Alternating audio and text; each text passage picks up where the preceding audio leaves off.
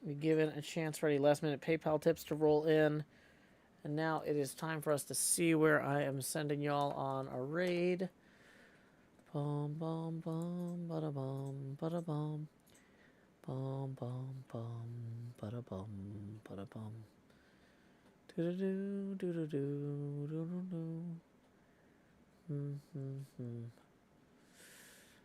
Looks like Zisto is playing some Long Dark, which is a game Cleo and I have been talking a lot about on stream. If you've never seen The Long Dark, I haven't really streamed it much. I streamed it for like 8 minutes at one point just to see if I could get the game to run while I was technically streaming something else. I was like, oh, is The Long Dark working? Can I do this? And it was kind of working. But yeah, when we get over to Zisto, let them know that you're there with Joe Hill's Raid. Say, howdy, y'all. Joe Hill's Raid here. Zisto is somebody I used to collab with back in the very early days of Minecraft. Zisto, Pause and Pause, Cleo, and I were Team Tunnel Rat a long, long time ago. Playing super hostile maps before HermitCraft even existed. But anyway, when you get over there, our raid message is, howdy, y'all. Joe Hill's Raid here. Until next time, y'all, this is Joe Hills from Nashville, Tennessee.